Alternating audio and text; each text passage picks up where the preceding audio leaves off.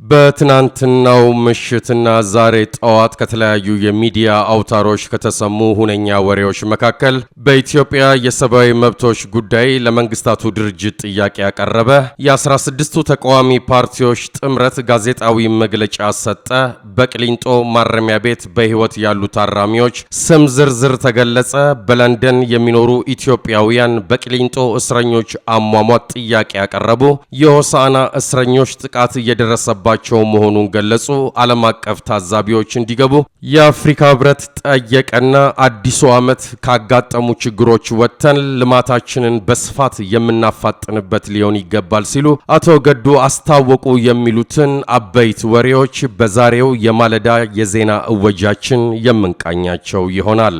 በቅድሚያ በኢትዮጵያ የሰብአዊ መብቶች ጉዳይ ለመንግስታቱ ድርጅት ጥያቄ አቀረበ የሚለውን እንቃኛለን። የኢትዮጵያ መንግስት የጸጥታ ኃይሎቹ በኦሮሚያና በአማራ ክልሎችና በሌሎችም አካባቢዎች የሚወስዳቸውን ከመጠን ያለፉና አላስፈላጊ ያልሆኑ እስከ ግድያ የሚደርሱ እርምጃዎቻቸውን በአስቸኳይ እንዲያስቆም ጥሪ እንዲተላለፍለት የሰብአዊ መብቶች ተሟጋች የሆኑ ተቋማትና ቡድኖች ጠይቀዋል። 15 ዓለም አቀፍ ድርጅቶችና ተቋማት የተባበሩት መንግስታት ድርጅት የሰብአዊ መብቶች ምክር ቤት ባስገቡት ደብዳቤያቸው ካሰፈሯቸው 6 ጥያቄዎች መካከል መንግስት በተቃውሞች ወቅትና ከዚያ በኋላ በዘፈቀደ ያሰራቸውን ጋዜጠኞች፣ የሰብአዊ መብቶች ተሟጋቾች፣ የተቃዋሚ ፖለቲካ ድርጅቶች መሪዎችና አባላት እንዲሁም በሰልፎች ላይ የተሳተፉትን ያለ ድርድርና በአፋጣኝ እንዲፈታ ምክር ቤቱ የኢትዮጵያን መንግስት እንዲጠይቅ አሳስበዋል።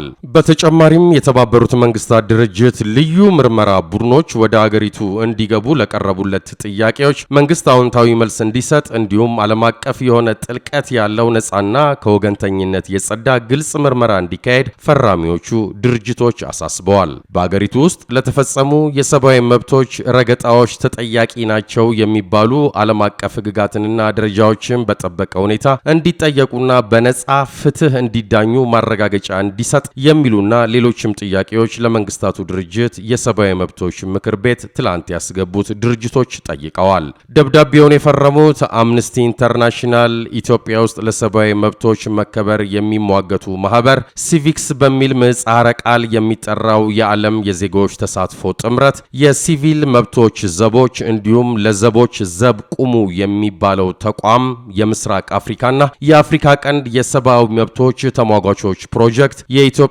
የሰብአዊ መብቶች ፕሮጀክት፣ የሰብአዊ መብቶች ዓለም አቀፍ ፌዴሬሽን፣ የሰብአዊ መብቶች ተነሳሽነት ድርጅት፣ ፍሪደም ሃውስ፣ የግንባር መስመር ተከላካዮች፣ የደህንነት ጥበቃ ኃላፊነት ዓለም አቀፍ ደህንነት፣ ሂዩማን ራይትስ ዎች፣ የሰብአዊ መብቶች ዓለም አቀፍ አገልግሎት፣ ድንበር የለሽ ሪፖርተሮች፣ የስቃይ አያያዝ ተቃዋሚ ዓለም አቀፍ ድርጅት ናቸው። ኢትዮጵያ የሰብአዊ መብቶች ምክር ቤቱ አባልና ምክትል ፕሬዝደንት በመሆኗ የሰብአዊ መብቶችን ጥበቃ ከፍተኛ ደረጃ ልታሟላ የሚጠበቅባት ሀገር መሆኗን የሚያስታውሰው ይህ ጥያቄ በመንግስታቱ ድርጅት ጠቅላላ ጉባኤ ውሳኔ 60/251 ኦፒ 9 መሰረት ሙሉ በሙሉ መተባበር እንደሚኖርባት ያሳስባል። ደብዳቤው በአገሪቱ ውስጥ ተፈጽመዋል የሚላቸውን ግድያዎችና እስራቶችም ቦታና ሁኔታ ይናገራል።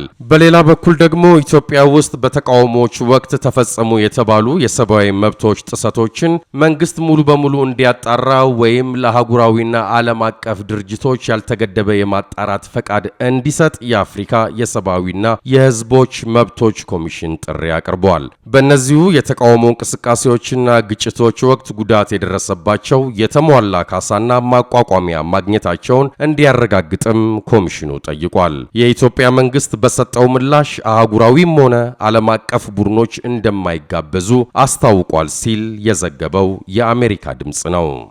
የ16 ተቃዋሚ ፓርቲዎች ጥምረት ትላንት ጋዜጣዊ መግለጫ ሰጥተዋል።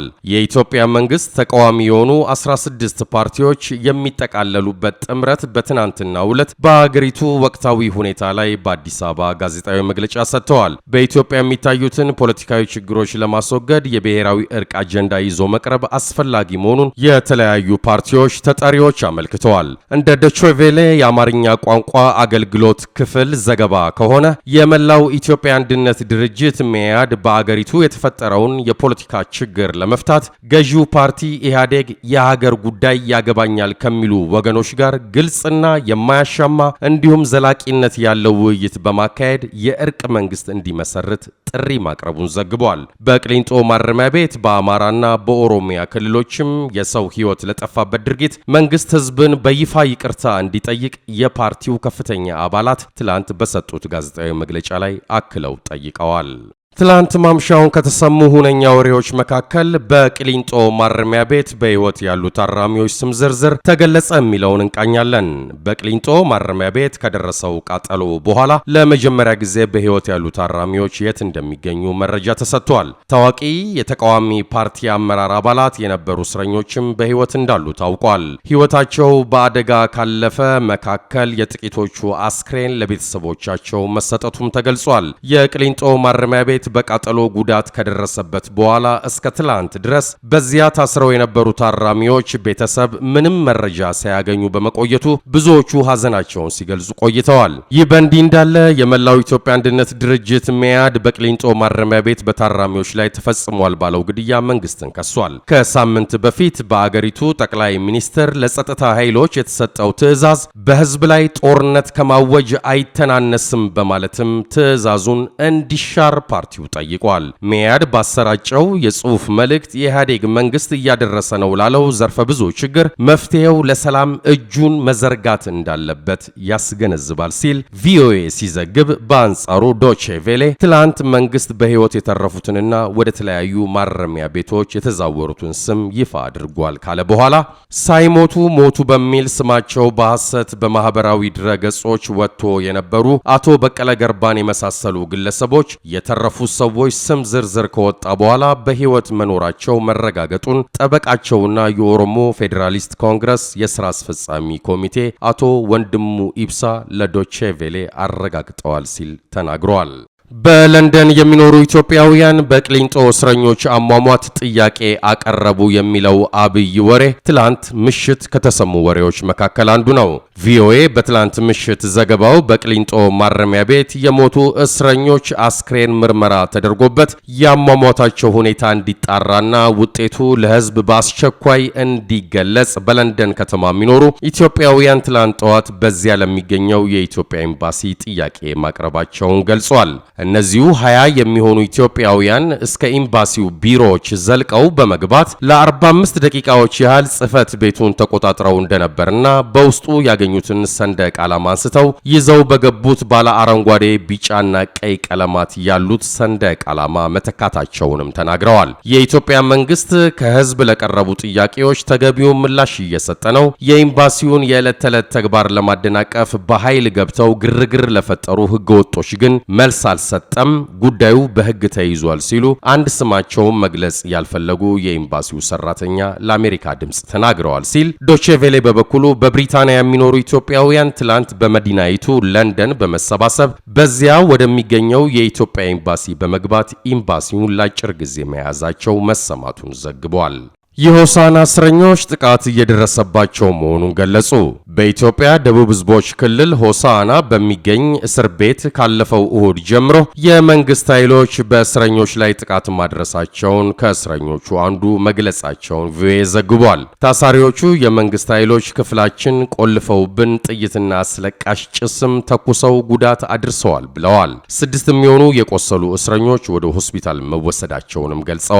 የመድረክ ሊቀመንበር ፕሮፌሰር በየነ ጴጥሮስ 20 የሚሆኑ ሰዎች ተጎድተው ሆስፒታል መወሰዳቸውንና የሞቱ ሊኖሩ እንደሚችሉ መረጃ እንደደረሳቸው ገልጸዋል። ትላንትም በእስር ቤቱ ውጥረት መኖሩን፣ እስረኛው ከማረሚያ ቤቱ የሚሰጠውን ምግብ፣ ውሃ መከልከሉንና ቤተሰብም ስንቅ ማቀበልም ሆነ መጎብኘት እንዳልተፈቀደ ገልጸውልናል ሲል የአሜሪካ ድምጽ ዘግቧል። ይህ ሁኔታ የተቀሰቀሰው የጥበቃ ኃይሎች እስረኛውን ወትሮ የሚፈቀድለትን ስልክና መደወያ ሲም ካርድ አምጡ ብለው መንጠቅ እና መፈተሽ ሲጀምሩ መሆኑን ፕሮፌሰር በየነ አክለው ተናግረዋል። ዓለም አቀፍ ታዛቢዎች እንዲገቡ የአፍሪካ ህብረት ጠይቋል። የኢትዮጵያ መንግስት በተቃውሞ ሰልፎች ወቅት ተፈጸመ ለተባሉ የሰብአዊ መብት ጥሰቶችን ሙሉ በሙሉ እንዲያጣራ ወይም ለአህጉራዊና ለዓለም አቀፍ ድርጅቶች ያልተገደበ የማጣራት ፍቃድ እንዲሰጥ የአፍሪካ የሰብአዊና የህዝቦች መብት ኮሚሽን ጥሪ አቅርቧል። በእነዚህ የተቃውሞ እንቅስቃሴዎች ግጭቶች ወቅት ጉዳት የደረሰባቸው የተሟላ ካሳና ማቋቋሚያ ማግኘታቸውን እንዲያረጋግጥም ኮሚሽኑ ጠይቋል። የኢትዮጵያ መንግስት በሰጠው ምላሽ ሁኔታውን ለማጣራት አህጉራዊም ሆነ ዓለም አቀፍ ቡድኖች እንደማይጋበዙ ይፋ አድርጓል። የአፍሪካ የሰብአዊና የህዝቦች መብት ኮሚሽን ባለፈው ሳምንት መጨረሻ ባወጣው መግለጫ በመሰል ዓለም አቀፍ ተቋማት የቀረቡ ጥሪዎች የደገመና ያጠናከረ ነው ሲል ቪኦኤ ዘግቧል።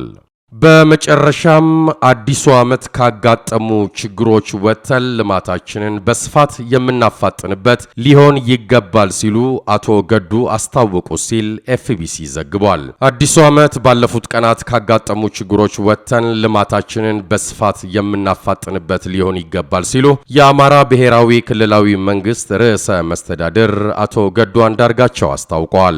ርዕሰ መስተዳድሩ የ2009 አዲስ ዓመትን በማስመልከት ትላንት በሰጡት መግለጫ ለክልሉ ህዝብና ለመላው ኢትዮጵያውያን መልካም አዲስ ዓመት እንዲሆን ተመኝተዋል። አሮጌው ዓመት በርካታ የልማትና የመልካም አስተዳደር ስራዎች የተሰሩበት ቢሆንም ህዝቡ በሚፈልገው ያህል እንዳልሆነ የክልሉ መንግስት ያምናል ሲሉም አቶ ገዱ ተናግረዋል። አዲሱ ዓመት የህዝብ ጥያቄ በስፋት የሚመለስበትና የተሻለ እርካታ በሚፈጠርበት ደረጃ የክልሉ መንግስት ከህዝቡ ጋር በመሆን ይሰራል ብለዋል። ርዕሰ መስተዳድሩ አክለውም ባለፉት ቀናት በክልሉ አንዳንድ አካባቢዎች በተፈጠረው ሁከት በጠፋው የሰው ህይወትና በደረሰው የአካል ጉዳት እንዲሁም የንብረት መውደም የተሰማቸውን ጥልቅ ሐዘን ገልጸዋል። ችግሩ ከዚህ እንዳይባባስ የመከላከል ስራውን የሰራው የክልሉ ህዝብና የጸጥታ ኃይል ምስጋና ይገባዋል ሲሉም አቶ ገዱ በመግለጫቸው አያይዘው ተናግረዋል።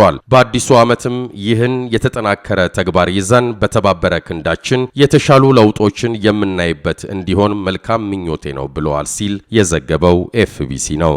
የድሬ ቲዩብ የዛሬ የማለዳ ወሬዎቻችን እኒ ነበሩ። መልካም ቀን ይሁንላችሁ። ሰላም። አዳዲስ የድሬ ቲዩብ መረጃ ወደ እርስዎ እንዲደርስ ከታች የምትገኘውን ቀይዋን ሰብስክራይብ የምትሏን በተን ይጫኑ እና የድሬ ቲዩብ ደንበኛ ይሁኑ። መልካም ጊዜ